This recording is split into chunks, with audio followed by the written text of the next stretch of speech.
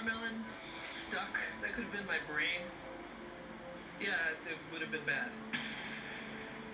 Every time I go out and I'm like, oh, well, what should I do? It's going to be like, well, I could have pipes through my body. This is way scarier than a lot of out there. You can't be afraid of what you don't know. Damn, I could have died. You could have killed me. Really? You could have seriously... I want to go skydiving. I want to go pick up some hot chick. I want to...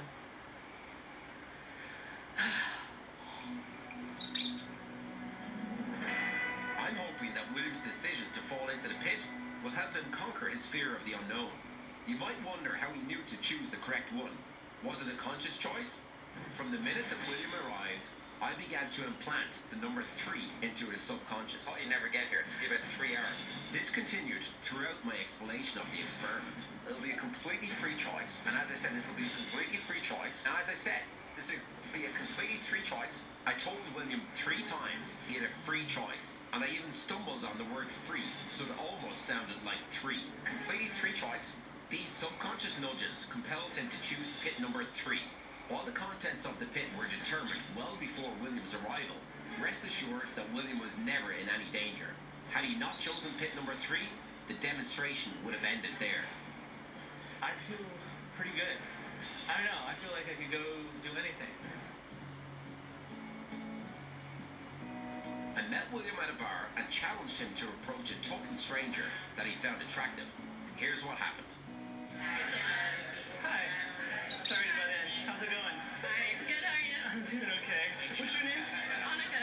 Annika? I'm Will. Will. Yes. My experiment with Keith, it helped me walk in here without any fear of what would happen. And I think what's always stopped me in the past is that fear of rejection. Movie? But Best movie on the planet. It really is. Best movie on the planet. It's a great movie.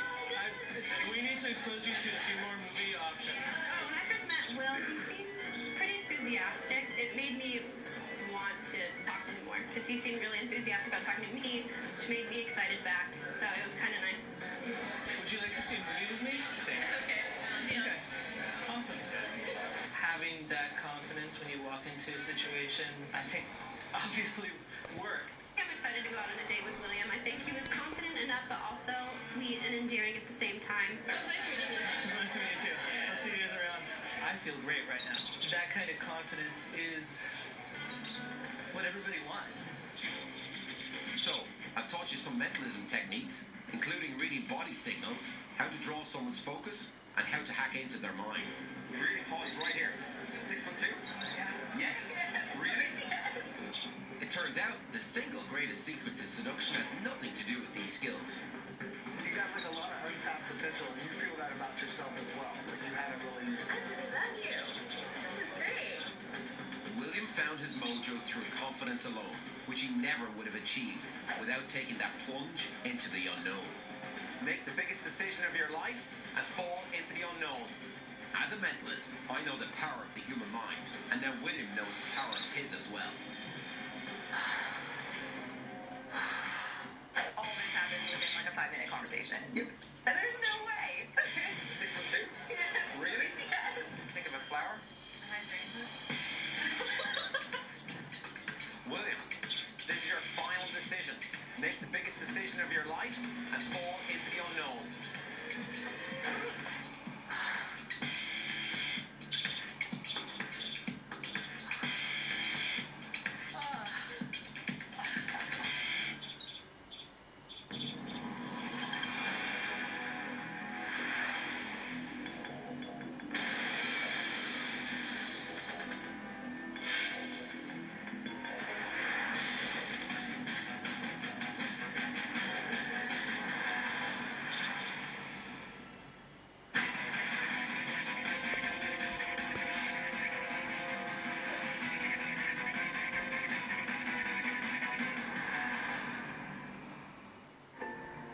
Up next, the stories that thrilled you, entertained you, kept you on the edge of your seats are back.